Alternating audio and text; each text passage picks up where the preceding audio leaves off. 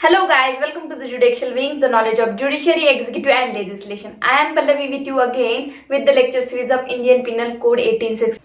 हमने हमारे last video में commutation of sentence of death and life imprisonment cover कर लिया था और उसके साथ साथ हमने सीआरपीसी के भी सेक्शंस कवर कर लिए थे। तो अगर आपने वो वीडियो नहीं देखा तो प्लीज जाके आप देख लीजिएगा। और आज हम कवर करने वाले सेक्शन 57 और उसके बाद के कुछ सेक्शन रिपीट किए गए हैं और उसके बाद हम देखेंगे सेक्शन 60 और फिर सीधे सीधे हम सेक्शन 511 ही देख लेंगे। अगर हम 511 सेक्शन नहीं देखेंगे तो हमें 57 सेक्शन समझ में नहीं आएगा।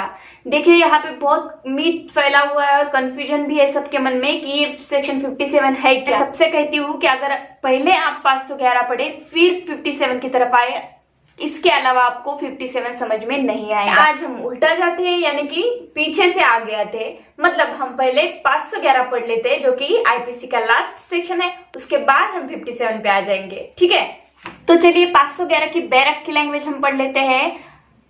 Punishment for attempting to commit offence punishable with imprisonment for life और अदर इम्प्रिजनमेंट। देखिए यहाँ कहा गया है अगर कोई भी पर्सन है ऑफेंस करने जा रहा है और उसने उसका प्रयास किया वो कमिट नहीं हो पा रहा, इसका मतलब है आपने जो ऑफेंस करने का सोचा था वो पूरा हुआ ही नहीं है, आधे में ही रह गया है। मतलब अपने अटेम्प्ट टू दैट ऑफेंस किया है तो अटेम्प्ट की पनिशमेंट दी गई है 511 में। लेकिन यहाँ पे आईपीसी में बहुत सारे ऐसे भी सेक्शंस है जिसमें अटेम्प्ट की पनिशमेंट उसी सेक्शन में उसी चैप्टर में दी गई है। जैसे कि अगर मर्डर का अटेम्प्ट होता है तो 307वें अटेम्प्ट टू मर्डर की पनिशमेंट दी गई है, तो वहां पे ये सेक्शन नहीं लगेगा।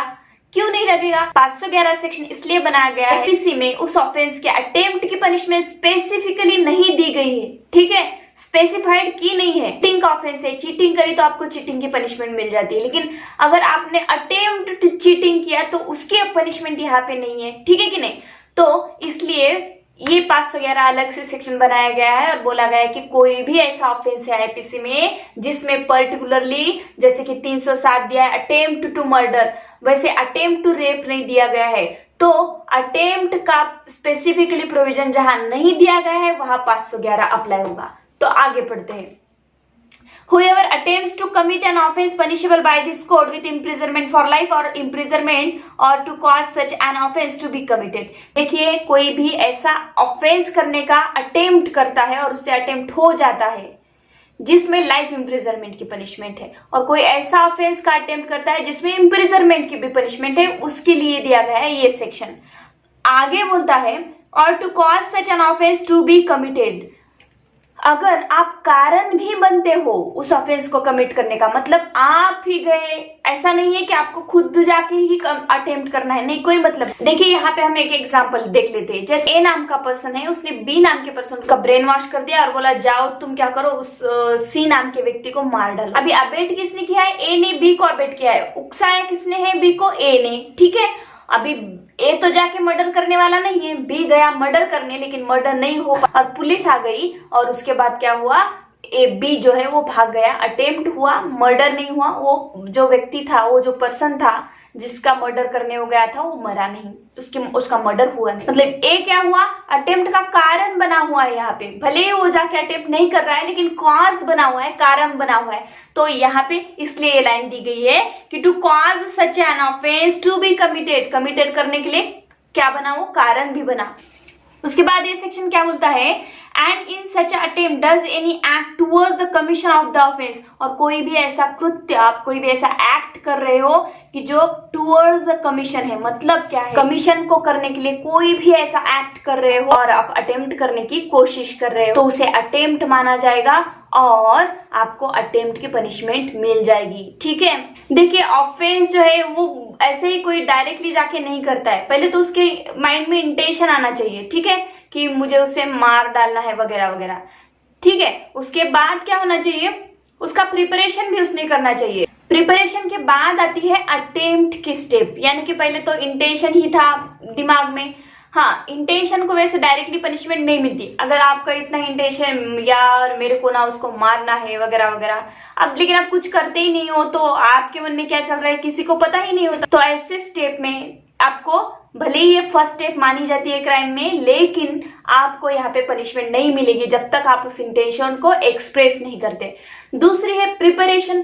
प्रिपरेशन मतलब आप मारने की पूरी तैयारी में हो, किसी को आपने चाकू वगैरह या पिस्तौल वगैरह ला के रख दी घर पे, वैसे अगर बहुत सारे ऐसे प्रिपरेशन की कि मुझे इतने बजे मारना है वगैरह, लेकिन फिर भी कुछ ऑफेंसेस में प्रिपरेशन के लिए पनिशमेंट है और कुछ ऑफेंस में नहीं है प्रिपरेशन के लिए पनिशमेंट। जैसे कि आप बहुत सारे ऐसे हथियार ला के रख रहे हो घर पे और वहां पे जो हथियार है वो क्राइम करने के लिए ही यूज किए जाते हैं, तो उस तरह के प्रिपरेशन में आपको प्रिपरेशन की पनिशमेंट मिल सकती है।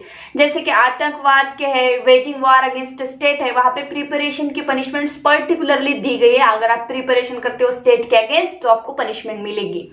लेकिन आप चूहे मारने की दवाई घर पे लेके आते हो, बाद में ऐसी सिचुएशन अराइज होती है कि आप पे कुछ केस हो जाता है और आपको बोला जाता है कि देखिए आपने तो उसको मारने की कोशिश की थी, प्रिपरेशन किया था। तो ये थोड़ी ना होता है कि आप चूहे मारने की दवाई तो कोई भी ला सकता है। तो ऐसे छोटे मोटे प्रिपरेशंस में आपको पनिशमेंट नहीं मिलेगी। लेकिन 511 पर्टिकुलरली अटेम्प्ट के बारे में ही बोलता है, ना कि वो इंटेंशन के बारे में बोलता है, ना ही प्रिपरेशन के बारे में। ये थर्ड स्टेप के बारे में बोलता है जो कि प्रिपरेशन के बाद की होती है, अटेम्प्ट। मतलब आप ये इंटेंशन और प्रिपरेशन की स्टेप पार करके अगर अटेम्प्ट करते हो, ठीक है कि नहीं, कमिट तक आप नहीं पहुंचते हो, अटेम्प्ट पे ही रुक जाते हो, तो 511 बोलता है कि मेरे पास आओ, उसकी पनिशमेंट मेरे पास है। और अटेम्प्ट के लिए कुछ जगह पे आईपीसी में पनिशमेंट है और कुछ सेक्शन में अटेम्प्ट के बारे में कुछ भी नहीं बोला गया है। तो इसका मतलब ये नहीं कि आप छूट गए। तो 511 जो सेक्शन है वो बोलता है आप छूट नहीं गए, उस चैप्टर में, उस ऑफेंस में आपको अटेम्प्ट की पनिशमेंट नहीं बताई गई है, इसका मतलब आप छूट नहीं गए। मैं सबका एक ही सेक्शन हूं अटेम्प्ट करने वालों के लिए और मेरे पास आओ, मैं आपको पनिशमेंट दूंगा। तो 511 आगे क्या बोलता है अब हम देख लेंगे।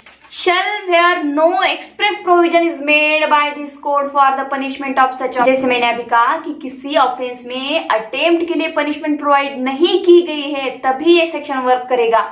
बाद में बोलता है be punished with imprisonment of any description provided for the offence for a term which may extend to 1/2 of the imprisonment for life or as the case may be 1/2 of the longest term of imprisonment provided for that offense, or which such a fine as is provided for such offense or with which may extend to 1/2 means punishment आपको मिल सकती है। आधी punishment आपको उस crime की मिलेगी। अगर किसी ने किसी पर्सन के जेब में हाथ डाला और चोरी करने की कोशिश की, लेकिन उसके जेब में कुछ भी नहीं था और ऑफेंस हो ही नहीं पाया, चोरी कमिट हो ही नहीं पाई, सिर्फ अटेम्प्ट हुआ, फिर उस पर्सन का हाथ पकड़ा और बोला कि चोरी कर रहे हो, चोरी करना चाहते हो, तो आप चोरी तो हुई नहीं भाई, चोरी तो हुई नहीं, लेकिन अटेम्प्ट टू थेफ्ट तो हुआ ना, मतलब उसने चोरी करने की कोशिश की। अगर चोरी में 3 साल की पनिशमेंट होगी तो उसको 1.5 साल की पनिशमेंट यहाँ पे हो जाएगी। तो हर एक सेक्शन में आईपीसी के बताया गया है कि कितने साल की इम्प्रिजनमेंट होगी। हर सेक्शन में लिखा है 7 ईयर इम्प्रिजनमेंट और एक्सटेंड टू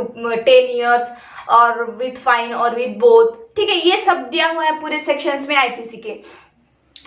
तो जितनी मैक्सिमम पनिशमेंट है वहां पे, ठीक है कि नहीं, extend to 7 year, extend to 10 year, तो उसकी हाफ पनिशमेंट आपको दी जाएगी, ठीक है कि नहीं। मैक्सिमम पनिशमेंट मतलब ज्यादा से ज्यादा क्या पनिशमेंट है, उसकी हाफ पनिशमेंट आपको कहा दी जाएगी अगर आप अटेम्प्ट करते हो तो। और यहाँ पे फाइन के बारे में आधा वगैरह कुछ नहीं बोला गया, आपको फाइन उतना ही लग सकता है और वो डिपेंड करेगा कोर्ट के डिस्क्रिप्शन पर भी। और उसके बाद यहाँ पे बोला गया इम्प्रिजनमेंट ऑफ लाइफ। अब देखिए ये पॉइंट बहुत ही इंपॉर्टेंट है। यहाँ मैंने जैसे कहा कि imprisonment for 7 year, imprisonment for 10 year, तो उसका आधा हम निकाल सकते हैं, लेकिन इम्प्रिजनमेंट ऑफ लाइफ का आधा कैसे निकाले? अब उस लाइफ इम्प्रिजनमेंट की आधी पनिशमेंट कैसे कैलकुलेट करें हम? वो कितनी जिंदगी जीने वाला है ये तो हमें नहीं पता। 70 साल में भी मर सकता है, 80 साल में भी मर सकता है, 50 साल में भी, तो भगवान ही जानता है। तो लाइफ इम्प्रिजनमेंट की आधी पनिशमेंट कैसे कैलकुलेट की जाए, तो इसीलिए हमें पढ़ना होता है सेक्शन 57। 511 सेक्शन बोल रहा था कि भाई कहीं अगर पनिशमेंट नहीं दी है किसी ऑफेंस में अटेम्प्ट करने की तो मेरे पास आओ, मैं पनिशमेंट देता हूँ आपको। लेकिन अगर किसी ने सवाल पूछा कि इम्प्रिजनमेंट ऑफ लाइफ को कैसे कैलकुलेट करोगे, इम्प्रिजनमेंट ऑफ लाइफ की कैसे पनिशमेंट आप आधी करोगे, तो अब 511 बोलता है इसके लिए तो मुझे किसका आधार लेना है, सेक्शन 57 का। तो इस यहाँ पे रिलेट करता है सेक्शन 57। तो अब इम्प्रिजनमेंट की आधी पनिशमेंट कितनी समझी जाए, ये हम जाते हैं सेक्शन 57 की तरफ। अब तो देखिए सेक्शन 57 क्या कहता है। Fraction of term of a punishment, calculating a fraction of term of punishment, imprisonment for life shall be record as equivalent to the imprisonment for a 20 year. तो यहाँ पे बोला गया आईपीसी में कौन सा भी ऐसा ऑफेंस है जहाँ पे इम्प्रिजनमेंट ऑफ लाइफ को कैलकुलेट करने की जरूरत पड़ती है। कैलकुलेट कहाँ पे करना पड़ता है? अगर आपने पूरा क्राइम कमिट कर दिया है तो कैलकुलेट करने का सवाल ही नहीं उठता है। आपको जो सेक्शन में पनिशमेंट है वो दी जाएगी, लेकिन कैलकुलेट तब करने का काम पड़ता है जब ऑफेंस पूरा हो नहीं पाता, सिर्फ ऑफेंस की अटेम्प्ट होती है, ठीक है, कमिट नहीं होता। तो यहाँ पे बोला गया है लाइफ इम्प्रिजनमेंट का जब भी सवाल आ जाएगा तब उसको 20 साल समझा जाएगा। मतलब आपकी लाइफ को अटेम्प्ट के मैटर में, जहाँ पे ऑफेंस में पर्टिकुलरली अटेम्प्ट की पनिशमेंट नहीं दी गई है, अब इम्प्रिजनमेंट लाइफ को कैलकुलेशन करने का सवाल उठ जाएगा, तब आपको आपकी लाइफ को 20 साल है ऐसा माना जाएगा। यहाँ पे बोल दिया गया है कि ऐसी सिचुएशन में लाइफ इम्प्रिजन को सिर्फ 20 साल माना जाएगा। और अब फिर हम 511 की तरफ जाए तो 511 क्या बोलता है, जो भी आप क्राइम करते हो, जो भी ऑफेंस करते हो, तो मैं उसको क्या अवॉर्ड करता हूँ, आधी पनिशमेंट अवॉर्ड कर देता हूँ।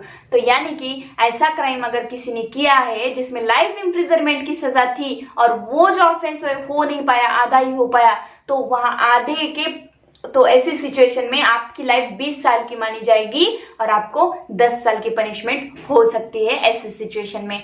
तो यहाँ पे इसका ऐसा मतलब बिल्कुल भी नहीं होता कि लाइफ इम्प्रिजनमेंट ऑलवेज 20 साल की होती है, 14 ईयर्स की होती है, कोई भी मतलब नहीं होता। 14 ईयर्स का तो हमने पिछले सेक्शन में देख लिया था क्या मैटर है, और अब हम 20 साल की तरफ आ गए। नॉर्मल केसेस में जैसे किसी ने ऑफेंस कमिट कर दिया और वहां पे लाइफ इम्प्रिजनमेंट है तो वहां पे टिल हिज नेचुरल डेथ आपको जेल में रहना ही पड़ेगा, मतलब अजन्म कारावास, आपको जिंदगी भर जेल में रहना पड़ेगा। लेकिन कहीं ऐसे 511 की जिस सिचुएशन बताई मैंने, ऐसी सिचुएशन आई है जहां पे वो ऑफेंस कमिट हो नहीं पाया, तो वहां पे कैलकुलेशन 20 साल का आपका रखा जाएगा और 511 के तहत आपको आधी पनिशमेंट उसकी दी जाएगी। तो उसके बाद हम आते हैं सेक्शन 60 पे। सेक्शन 60 कहता है सेंटेंस में be in bracket in certain cases of imprisonment Holi और पार्टली रिगरस और सिंपल। देखिए इसमें ब्रैकेट में डाला गया है in certain cases of imprisonment. यहाँ पे लाइफ इम्प्रिजनमेंट नहीं बोला गया है। क्यों नहीं बोला गया है देखते हैं। In every cases in which offender is punishable with imprisonment, which may be of either description, it shall be competent to the court which sentence such offender to direct in the sentence that such imprisonment shall wholly rigorous, or that such imprisonment shall be wholly simple, or that any part of such imprisonment shall be rigorous and rest simple। देखिए imprisonment of life जो होती है जब किसी को भी award की जाती है तब वो ऑलवेज रिगरस होती है, तो हमने पढ़ लिया है। यहाँ पे इम्प्रिजनमेंट के बारे में बोला गया है, मतलब अब किसी को 10 साल की इम्प्रिजनमेंट हुई, किसी को 7 की, किसी को 5 की, तो जज को, कंपेटेंट कोर्ट को ये बताना पड़ेगा कि ये जो पनिशमेंट हुई है वो होली रिगरस है या होली सिंपल है या पार्टली रिगरस पार्टली सिंपल है, तो ये मेंशन करना पड़ेगा। पनिशमेंट आइदर डिस्क्रिप्शन में हो सकती है, इसलिए इस सेक्शन में बोला गया है कि इम्प्रिजनमेंट जो है वो आइदर डिस्क्रिप्शन में रहती है। लेकिन यहाँ इम्प्रिजनमेंट ऑफ लाइफ के बारे में नहीं बोला गया है क्योंकि वो always rigorous in the form होती है। तो यहाँ पे मेंशन करना पड़ेगा कि होली रिगरस है, होली सिंपल है, पार्टली सिंपल, पार्टली। अगर 10 साल की पनिशमेंट किसी को हो गई है, अगर 5 साल कोर्ट उसे रिगरस देना चाहता है और 5 सिंपल देना चाहता है, तो वहां पे भी कोर्ट को मेंशन करना पड़ेगा कि कितने दिनों के लिए इनकी जो इम्प्रिजनमेंट है सिंपल है और कितने दिनों के लिए इनकी जो इम्प्रिजनमेंट है वो रिगरस है। तो फ्रेंड्स मैं आशा करती हूँ कि सेक्शन 57 को सेक्शन 5 एंड 111 के साथ कैसे रिलेट करना है ये आपको समझ में आ गया होगा। 20 साल की कंसेप्ट भी आपको समझ में आ गई होगी। अगर फिर भी आपको कुछ डाउट है तो आप कमेंट कर सकते हो। Thank you so much for watching my video. अगर आपको मेरे वीडियो पसंद आते हैं तो आप लाइक कर देना, सब्सक्राइब कर देना एंड बेल आइकन भी दबा देना ताकि मेरे रोज की वीडियो आपको आसानी से मिल जाए। Thank you so much.